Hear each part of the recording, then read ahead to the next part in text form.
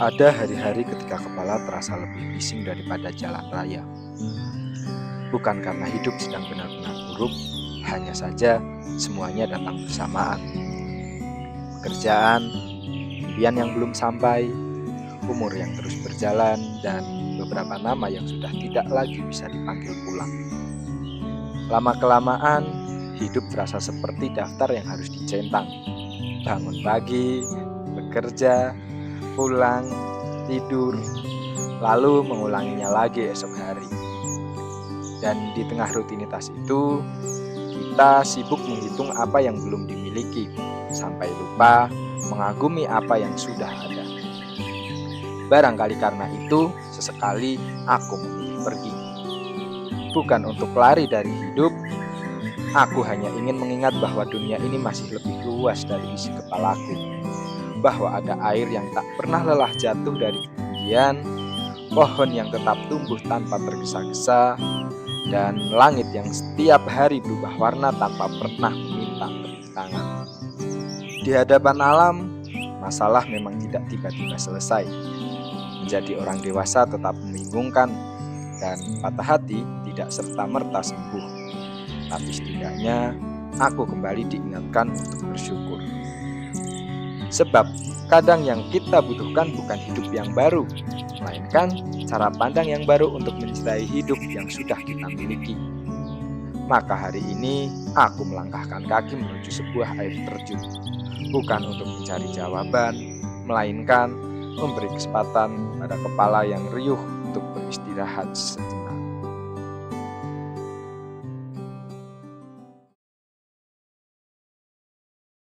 Ya, selamat pagi kawan-kawan. Jadi hari ini, pagi ini tanggal 1 Juli jam 10 kita akan menuju ke salah satu tempat yang masih hidden gem, masih lumayan tersembunyi di air terjun. Tepatnya di salah satu desa di daerah Pegunungan Banjarnegara. Di mana air terjunnya kita lihat nanti.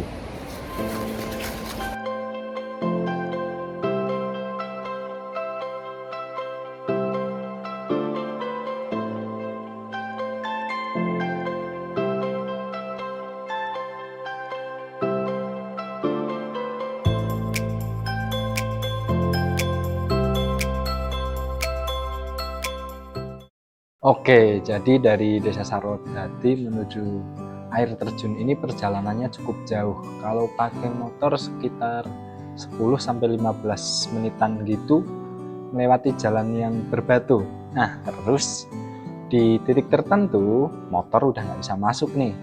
Jadi kita harus melanjutkan perjalanan dengan trekking atau jalan kaki. Perjalanan trekkingnya juga cukup menantang karena rumput-rumput liarnya itu tinggi-tinggi.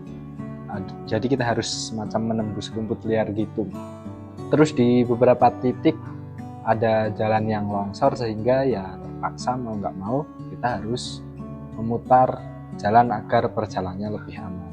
Ya, jadi kalau buat teman-teman yang mau ke sini lebih baik sih ngajak warga lokal atau teman-teman dari Desa Sarwodadi karena mereka yang lebih hafal medan, lebih hafal kontur, lebih hafal wilayah dan tahu jalur mana yang harus dilewati atau yang harus dihindari.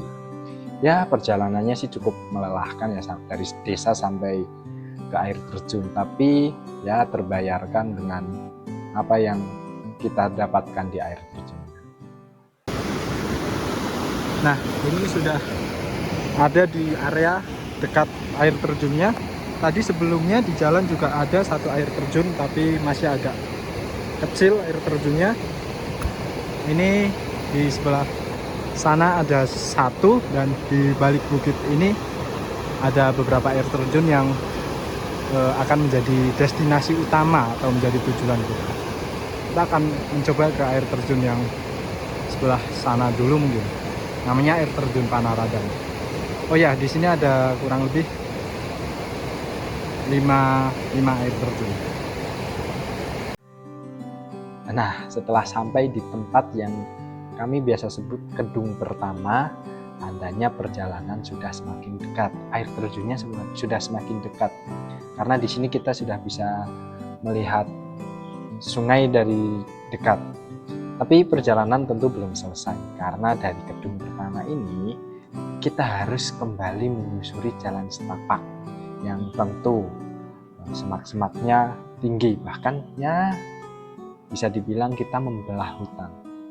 Ya, jalannya cukup menantang karena memang ini bukan jalur wisata, hanya jalur yang dilalui oleh warga sekitar atau warga lokal yang mungkin mencari ikan, berburu, atau sekedar pergi ke sana. Jadi meskipun jaraknya sudah dekat, tapi perlu hati-hati sampai akhirnya kita tiba di curug yang pertama. Ini dia teman-teman, curug yang pertama, Curug Panaraban. Kok deklek? Nanti aku buatin sinematiknya. Oke.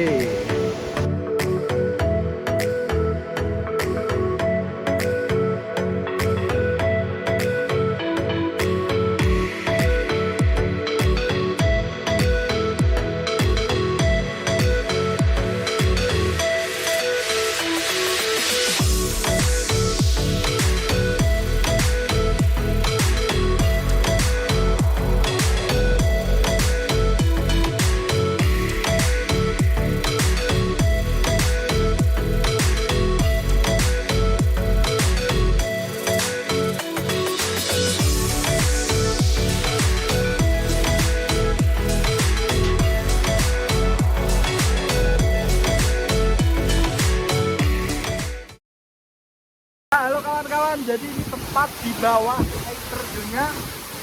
Untuk debitnya kali ini cukup dengan biasanya kalau musim hujan banjir sampai ke pinggir-pinggir. Ini udah musim kemarau jadi nggak terlalu deras, tapi masih lumayan banyak debit airnya.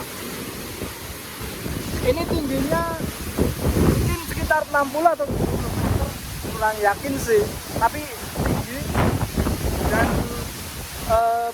bawahnya namanya, kalau di daerah sini namanya kedung, itu kedungnya agak dalam, jadi nggak boleh atau sangat tidak dianjurkan untuk berenang ke sana, karena di dalam gedungnya nanti ada pusaran-pusaran air. Lalu kami beristirahat sejenak di sini. Di bawah suara air yang terus mengalir, kami membuka bekal yang sudah dibawa dari rumah. Nasi jagung, ikan asin, dan sambal. Sederhana, tapi entah mengapa selalu terasa lebih istimewa ketika disantap di tengah alam. Barangkali benar, bukan makanannya yang berubah, suasanalah yang diam-diam menambah rasa. Dan setelah perut terisi, rasanya kurang sah melanjutkan hidup jika belum menyeruput secangkir kopi.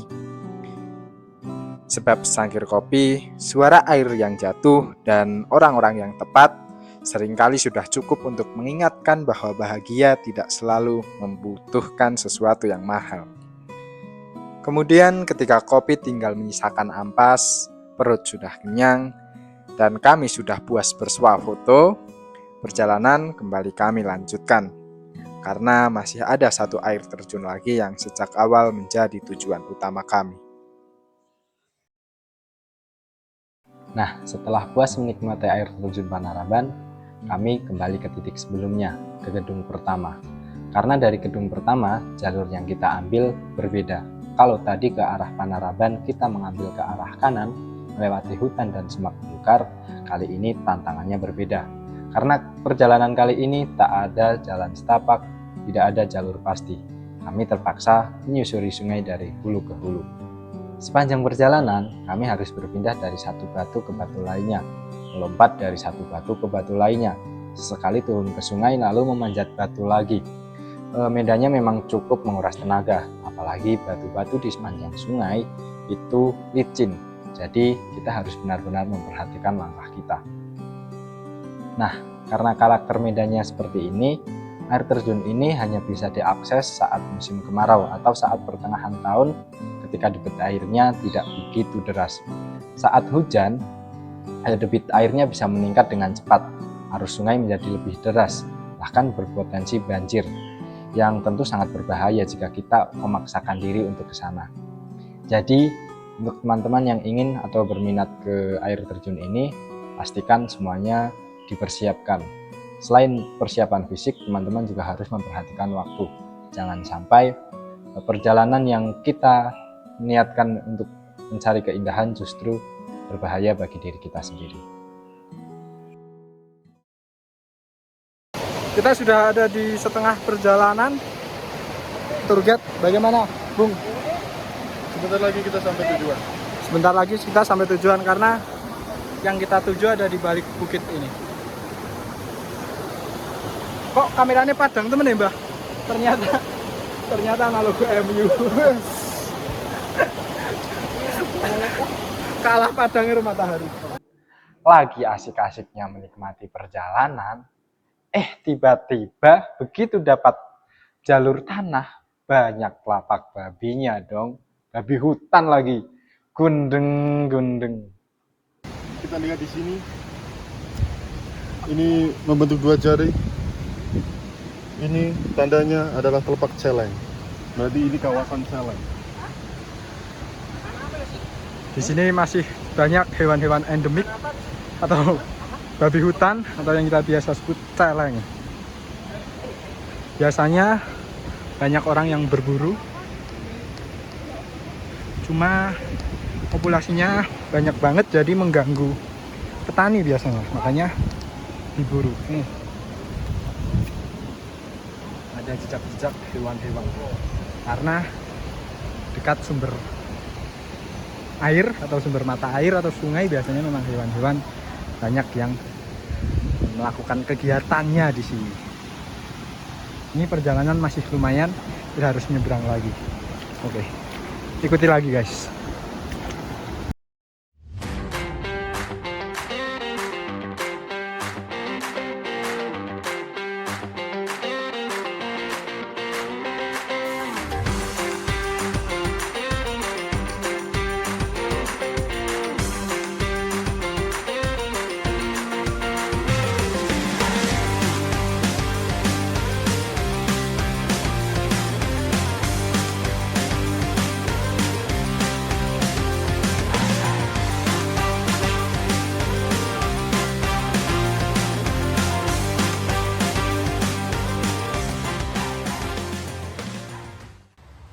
Setelah melewati perjalanan yang begitu panjang dan melelahkan, dari menyusuri sungai, lompat dari satu batu ke batu lainnya, terpleset berkali-kali sampai bertemu jejak hewan, akhirnya gemuruh itu mulai terdengar. Semakin dekat, semakin jelas, di balik rimbunnya pepohonan terlihat tujuan utama kami. Selamat datang di Curug Tumpuk Telu.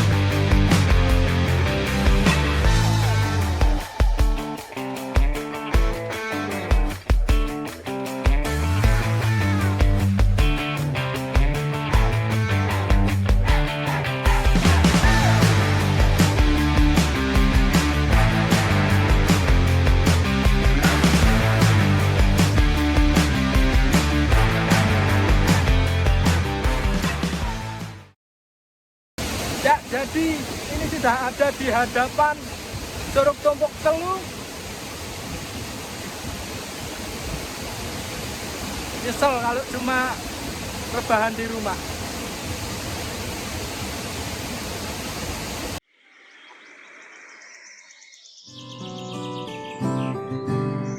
Dan akhirnya kami sampai. Perjalanan yang tadi terasa panjang pelan-pelan terbayar begitu suara air mulai terdengar semakin jelas. Di hadapan kami berdiri air terjun Tumpuk Teluk. Ternyata nama itu bukan sekedar nama. Dalam bahasa Jawa, telu berarti 3. Sesuai namanya, di tempat ini ada 3 aliran air terjun yang jatuh berdampingan dalam satu kawasan. Masing-masing mengalir di antara tebing-tebing batu yang dipenuhi rimbunya pepohonan. Mungkin karena itu, tempat ini terasa begitu istimewa. Bukan hanya karena keindahannya, tetapi juga karena perjalanan panjang yang harus ditempuh untuk sampai di sini. Suara air yang bergemuruh, udara pegunungan yang sejuk, dan hijaunya hutan di sekelilingnya membuat kami memilih berhenti sejenak. Rasanya, pemandangan seperti ini memang lebih enak dinikmati daripada diceritakan.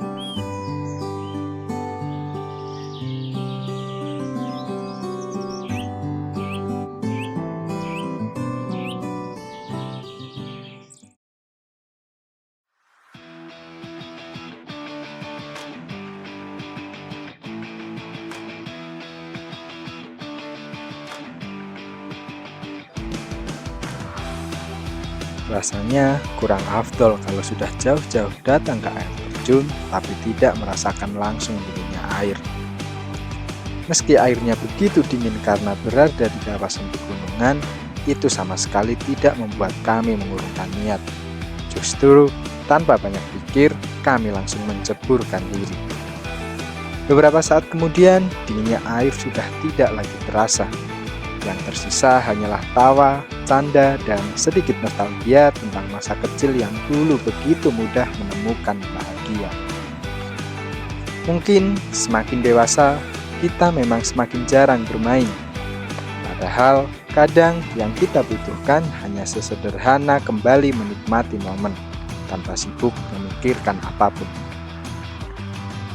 Dan ketika tawa mulai mereda, kami pun sadar sudah waktunya pulang.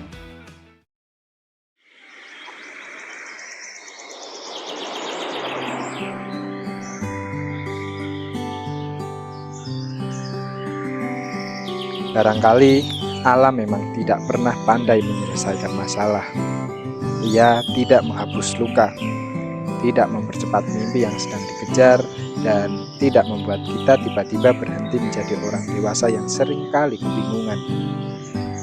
Alam hanya diam, mengalir lewat sungai, berhembus lewat angin, lalu entah bagaimana membuat kepala yang semula begitu riuh perlahan belajar untuk tenang. Hari ini aku pulang tanpa membawa jawaban. Yang kubawa hanyalah sepasang kaki yang sedikit lebih lelah, beberapa kenangan yang akan lama tinggal di kepala, dan hati yang rasanya sedikit lebih lapang daripada saat berangkat tadi. Mungkin besok rutinitas akan kembali menjemput. Pekerjaan masih menunggu. Mimpi-mimpi itu pun masih harus diperjuangkan. Bahkan bisa jadi kepala ini akan kembali riuh seperti sebelumnya. Tapi setidaknya hari ini aku sempat berhenti. Sempat bermain seperti anak kecil, sempat tertawa tanpa memikirkan apapun, dan sempat mengingat bahwa hidup tidak melulu tentang mengejar sesuatu. Kadang kita hanya perlu melambat, mendengar suara air, menatap pepohonan, lalu bersyukur, sebab ternyata dunia masih menyimpan begitu banyak hal baik yang seringkali luput kita lihat. Dan kalau suatu hari nanti hidup terasa terlalu bising lagi, semoga aku ingat jalan pulang ke tempat-tempat seperti ini. Dan sampai jumpa di perjalanan berikutnya. Tetaplah hidup secukupnya, sewajarnya, sepantasnya saja.